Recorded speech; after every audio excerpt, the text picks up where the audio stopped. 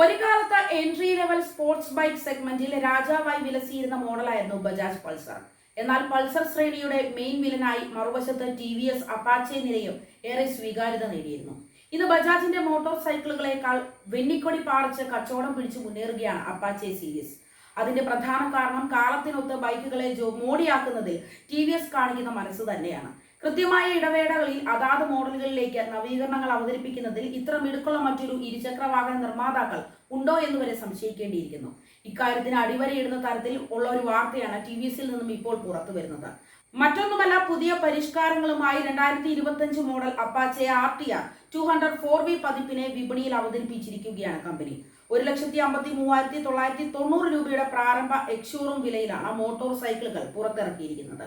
അടിസ്ഥാന രൂപം അതേപടി നിലനിർത്തിയിട്ടുണ്ടെങ്കിലും നേക്കഡ് ബൈക്കിന് റെഡ് നിറത്തിലുള്ള ഫ്രണ്ട് അലോയ് വീലുകളാണ് ഇത്തവണ ലഭിക്കുന്നത്. ഒപ്പം മാറ്റ് black, glossy black, granite grey എന്നീ 3 കളർ ഓപ്ഷനുകളും 2025 TVS അപ്പാച്ചെ RTR 200 4V മോഡലിന് ഇത്തവണ ലഭിച്ചിട്ടുണ്ട്.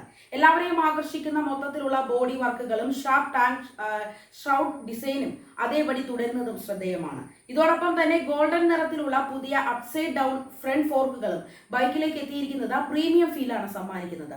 മുമ്പത്തെ ടെലിസ്കോപ്പിക് യൂണിറ്റുകൾക്ക് പകരമായി ഇടം പിടിച്ചിട്ടുള്ള 37 mm നീളമുള്ള പുതിയ USD ഫോർക്കുകൾ കുണ്ടും കുഴിയുമെല്ലാം അനായാസം മറികടക്കാനാവും. ഹൈസ്പീഡ് കോർണറിംഗ് അനുയോജ്യമാണെന്ന് അവകാശപ്പെടുന്ന ഒരു ഹൈഡ്രോഫോംഡ് ഹാൻഡിൽ ബാർ സജ്ജീകരണമാണ് ഇതിന് പിന്തുണ നൽകുന്നത്.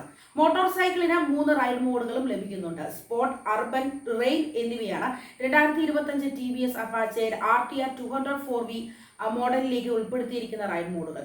വ്യത്യസ്ത റൈഡിംഗ് സാഹചര്യങ്ങളിൽ സഹായിക്കുന്ന ABSലേക്കുള്ള റീമാപ്പുകളും ത്രോട്ടിൽ റെസ്പോൺസുമാണ് അവ അനുവദിക്കുന്നത്. സ്റ്റാൻഡേർഡായി റിയർ ലിഫ്റ്റ് ഓഫ് പരിരക്ഷയുള്ള ഡ്യുവൽ ചാനൽ ABS സിസ്റ്റവും മോട്ടോർ സൈക്കിളിനൊപ്പം സജ്ജീകരിച്ചിട്ടുണ്ട്.